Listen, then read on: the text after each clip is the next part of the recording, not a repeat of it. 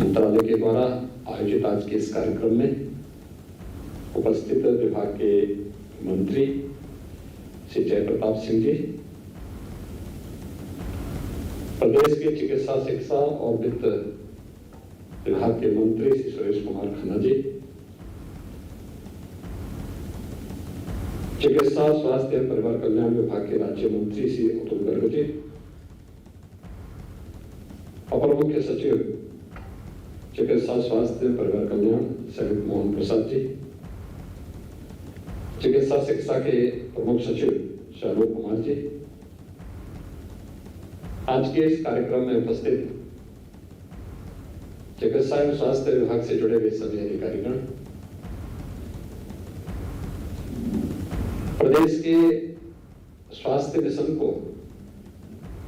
कुशलतापूर्वक आगे बढ़ाने में योगदान देने वाले जो विभिन्न स्वयंसेवी संगठन और संस्थाएं हैं, उनके प्रतिनिधिगण और उपस्थित भाइयों बहनों, विश्व जनसंख्या दिवस के अवसर पर मैं पूरे प्रदेशवासियों को एक खुशहाल और स्वस्थ परिवार की परिकल्पना को साकार करने के लिए हृदय से बधाई देता हूं और उनकी शुभकामनाएं भी देता हूं।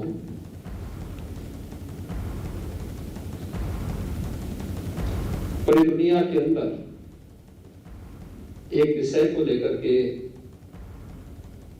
समय समय पर चिंता व्यक्त की गई कि बढ़ती हुई जनसंख्या विकास में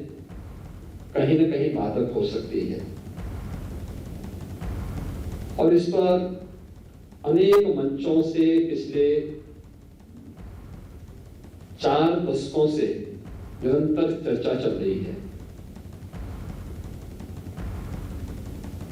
जिन देशों ने और जिन राज्यों ने इस संबंध में अपेक्षित प्रयास किए, उसके वहां सकारात्मक परिणाम भी सामने देखने को मिले हैं, लेकिन फिर भी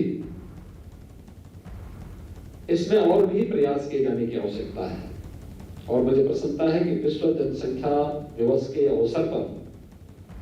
आज उत्तर प्रदेश की जनसंख्या नीति 2021 से 30 यह जारी हो रही है। इसको जारी करते मुझे प्रसन्नता की अनुभूति हो रही है कि काफी तथ्यों के साथ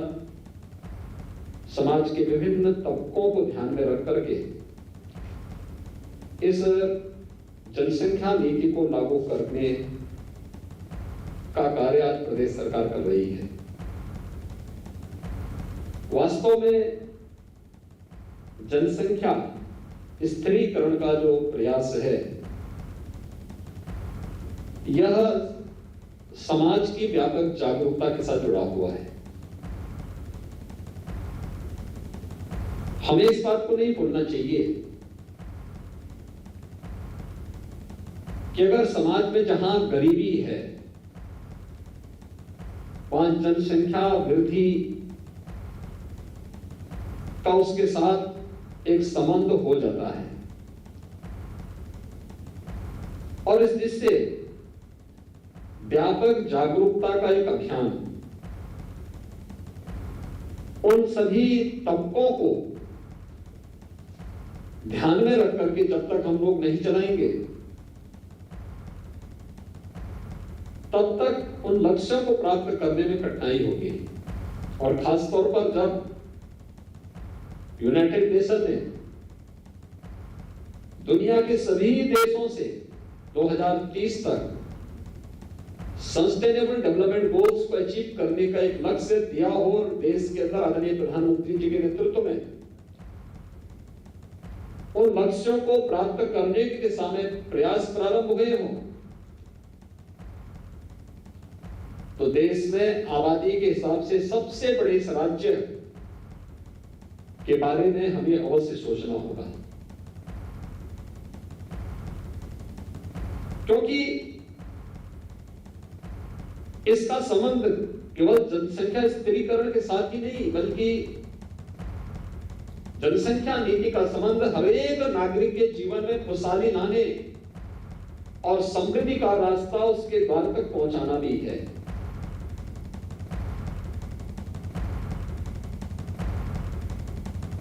उत्तर प्रदेश विधानसभा में हम लोगों ने 2018 में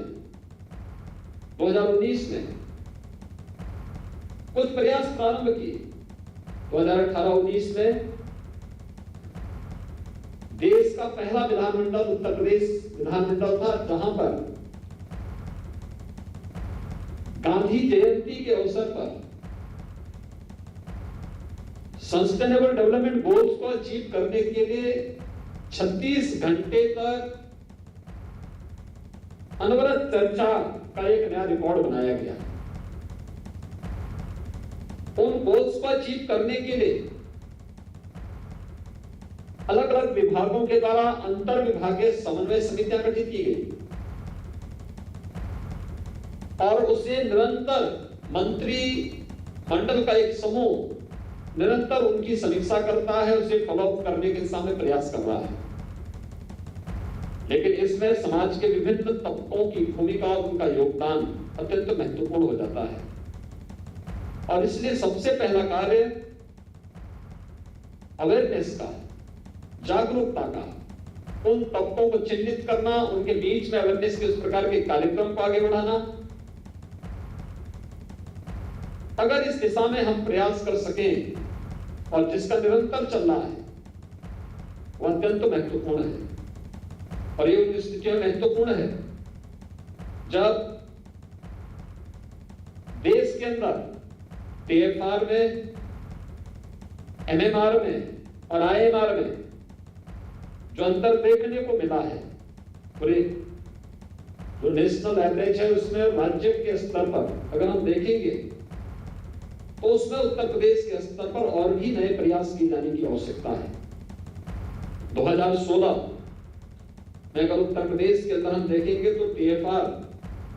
3.3 था और राष्ट्रीय स्तर पर 2.6 था। आज के दिन पर उत्तर प्रदेश के अंदर TFR 2.7 और अखिल भारतीय स्तर पर 2.3 है। यानी हमें अभी कुछ नए प्रयास करने होंगे, अतिरिक्त प्रयास करने होंगे। MMR अगर हम उत्तर प्रदेश के अंदर 2016 की दृष्टि से देखें तो 258 है और आज के दिन पर यह घटकर के 197 हुआ है। लेकिन अगर अखिल भारतीय स्तर पर हम देखेंगे तो 2016 में ये 178 था और आज के दिन पर 113 है। यानी उत्तर प्रदेश को इस दिशा में और अच्छे प्रयास करने होंगे। IMR 2016 में अखिल भारतीय स्तर पर उत्तर प्रदेश में 53 था, आज के दिन पर यह 43 है और अखिल भारतीय स्तर पर 2016 में 42 था, आज 35 है। यानी ये तीनों जो पैरामीटर हैं ये हम सबको प्रेरित करता है कि कहीं ना कहीं हम क्वालिटी पर ध्यान दें और क्वालिटी किस रूप में होनी चाहिए। और अवेयरनेस, अगर दो बच्चों के बीच में अंतराल नहीं होगा तो स्वाभाविक रूप से उनके पोषण पर असर पड़ेगा। शिशु मृत्यु दर में और मातृ मृत्यु दर को नियंत्रित करने में अत्यंत कठिनाई होगी और उन स्थितियों में हम लोगों को जिन लक्ष्यों को प्राप्त करना है, जिसमें कि नेशनल एवरेज से भी उत्तर प्रदेश पीछे है, यद्यपि पिछले 4-5 वर्षों में जो प्रयास हुए हैं उसके अच्छे परिणाम भी आए हैं, लेकिन अभी और भी अच्छे प्रयास किए जाने की आवश्यकता, और ज्यादा प्रयास किए जाने की आवश्यकता है और उस दिशा में प्रयास करके हम लोग SDG के लक्ष्यों को प्राप्त कर सकते हैं। इसलिए जनसंख्या स्थिरीकरण की दिशा में प्रयास, लेकिन इस प्रयास का आधार हमें इस बात को भी ध्यान रखना होगा कि देश की जनसांख्यिकी असंतुलन पर इसका कोई विपरीत असर भी न पड़े। हर तबके को इसके साथ जोड़ना होगा, हर एक तबके को उस जागरूकता अभियान के साथ जोड़ना पड़ेगा, मां और बच्चे के स्वास्थ्य को इसके साथ जोड़ना पड़ेगा। शासन की योजनाओं का लाभ 2014 के बाद से भारत सरकार ने आदरणीय प्रधानमंत्री जी के मार्गदर्शन में अनेक ऐसी योजनाएं लागू की हैं, जिन योजनाओं को लागू करके हम लोग एक बड़े तबके को इससे लाभान्वित कर सकते हैं। और मुझे लगता है कि उस दिशा में और भी अच्छे प्रयास किए जाने की आवश्यकता है। केंद्र सरकार और आदरणीय प्रधानमंत्री जी के मार्गदर्शन में उत्तर प्रदेश के अंदर हम लोगों ने प्रयास किए। उन प्रयासों की चर्चा स्वास्थ्य मंत्री जी ने अपने उद्बोधन में कहा भी, किया भी, लेकिन अभी भी हमारे स्तर पर जो नए प्रयास होने हैं उसमें अंतर विभागीय समन्वय के माध्यम से उसके बेहतर परिणाम आ सकते हैं। ये केवल यहीं पर ही नहीं, ये केवल स्वास्थ्य, चिकित्सा, शिक्षा और परिवार कल्याण विभाग से संबंधित नहीं, महिला और बाल विकास विभाग को इसके साथ जोड़ना होगा। एजुकेशन को बेसिक, माध्यमिक, उच्च या अलग अलग जो हमारे शिक्षा से जुड़े हुए संस्थान हैं उनके अंदर व्यापक अवेयरनेस के कार्यक्रम को इसके साथ जोड़ना पड़ेगा। स्वास्थ्य के प्रति जागरूकता के साथ साथ समाज स्वास्थ्य के इन सभी पैरामीटर को प्राप्त करने की दिशा में जिनके स्तर पर प्रयास हो सकते हैं उन सभी विभागों को भी जोड़ करके अंतर विभागीय समन्वय के माध्यम से हम बेहतर परिणाम दे सकते हैं। यह हमें विस्मृत नहीं करना चाहिए, क्योंकि हम लोगों ने अंतर विभागीय समन्वय के माध्यम से न केवल दिमागी बुखार को नियंत्रित किया है, बल्कि अंतर विभागीय बेहतर समन्वय के माध्यम से वैश्विक महामारी कोरोना को भी उत्तर प्रदेश ने बहुत अच्छे प्रबंधन के माध्यम से नियंत्रण की ओर ले जाने में सफलता प्राप्त की है। और मुझे विश्वास है कि जो जनसंख्या नीति का नया ड्राफ्ट आज यहां पे लॉन्च किया गया है, इसको शासन से जुड़े हुए सभी विभाग अपने सभी स्टेक होल्डर्स के साथ मिलकर के, अपने सहयोगी संस्थाओं के साथ मिलकर के प्रभावी ढंग से लागू करने में सफल होंगे, ये मुझे विश्वास है। मुझे प्रसन्नता है कि आज 11 RT-PCR की लैब भी शुभारंभ हो रही है। उत्तर प्रदेश ने पिछले 16 महीनों के दौरान वैश्विक महामारी कोरोना से लड़ते हुए, जूझते हुए भारत सरकार के सहयोग से, आदरणीय प्रधानमंत्री जी की प्रेरणा से टेस्टिंग क्षमता को काफी आगे बढ़ाया है। जब कोरोना का पहला केस उत्तर प्रदेश के अंदर देखने को मिला था, तब हमारे पास कोई टेस्टिंग सुविधा नहीं थी। और मैं धन्यवाद दूंगा स्वास्थ्य चिकित्सा विभाग को और चिकित्सा शिक्षा विभाग को, जिन्होंने केंद्र और राज्य सरकार के सहयोग से टेस्टिंग क्षमता अब तक 4 लाख टेस्ट प्रतिदिन करने की विकसित की। मुझे लगता है देश और दुनिया के अंदर ये सर्वाधिक है। 4 लाख टेस्ट प्रतिदिन, और ये 11 नई लैब्स आई है। इसके माध्यम से हमारी टेस्टिंग क्षमता और भी बढ़ पाएगी। और हम लोगों का जो मकसद रहता था कि सैंपल का 24 घंटे के अंदर ही हम रिजल्ट दे दें, तो यह उन जनपदों की दृष्टि जहां पर 11 लैब्स स्थापित हो रही है, वे जनपद हैं जहां पर ज्यादातर में हमारे कोई भी मेडिकल कॉलेज नहीं, और जहां पर इसकी आवश्यकता थी। यानी अब 44 ऐसे जनपद हो गए हैं जहां पर चिकित्सा और स्वास्थ्य विभाग के द्वारा DSL लेवल 2 की जो हमारी RT-PCR लैब्स हैं ये स्थापित हो चुकी हैं। शेष अन्य जनपदों की दिशा में हमारे वहां पे कोई ना कोई मेडिकल संस्थान है, वहां पर इस सुविधा को चिकित्सा शिक्षा विभाग के द्वारा दी जा रही है या दी जा चुकी है। लेकिन हम इस लक्ष्य को निरंतर आगे प्राप्त करेंगे, इसमें किसी भी प्रकार का कोई संदेह नहीं होना चाहिए।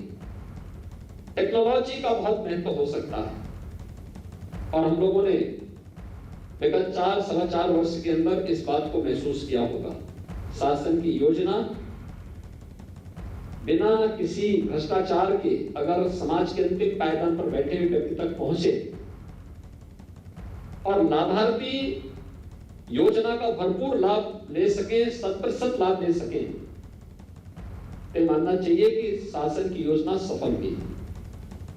और ये टेक्नोलॉजी से संभव हो पाया है। मुझे प्रसन्नता है कि आज प्रदेश के अंदर स्वास्थ्य केंद्रों के बारे में जानकारी लेने और उनकी हर एक गतिविधियों पर नजर रखने के लिए एक CHC PHC लैब का शुभारंभ भी आज यहां पर स्वास्थ्य और चिकित्सा शिक्षा विभाग के द्वारा किया गया है। यह प्रदेश के अंदर जो हमारे लगभग 4,600 से अधिक CHC PHC हैं, इन सब के उन्नयन में तो योगदान देगा, क्योंकि ये ऐप आज के दिन पर इसलिए महत्वपूर्ण है। हम लोग वर्तमान में हर एक CHC PHC को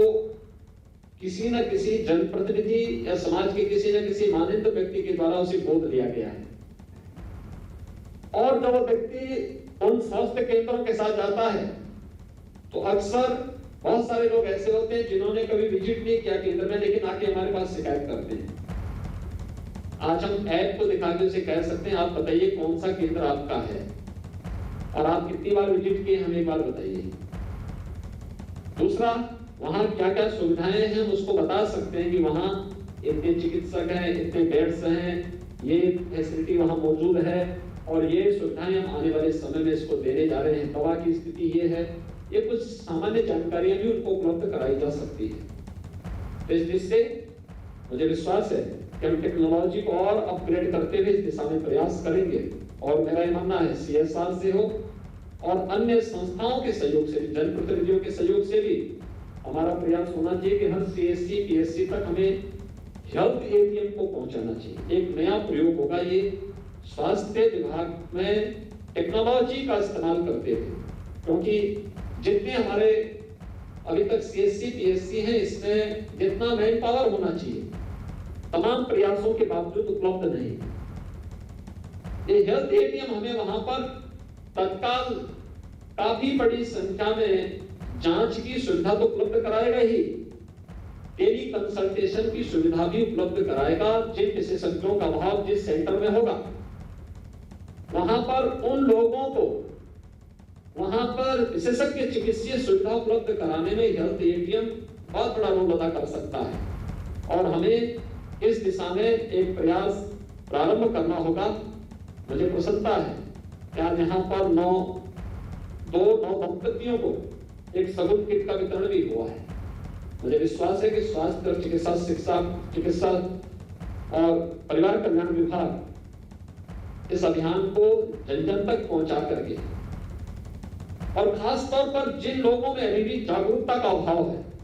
उन लोगों को इसके प्रति और भी जागरूक करने का प्रयास करेगा। आज के इस कार्यक्रम के लिए मैं विश्व जनसंख्या दिवस के अवसर पर आयोजित जो एक कार्यक्रम है उत्तर प्रदेश की जनसंख्या नीति को आज लॉन्च किया गया है 2021 से 2030 के लिए RT-PCR के लैब्स के उद्घाटन के लिए, CHC PHC ऐप के लिए और इस पूरे अभियान के प्रति मैं अपनी शुभकामनाएं देता हूं। धन्यवाद। जय हिंद।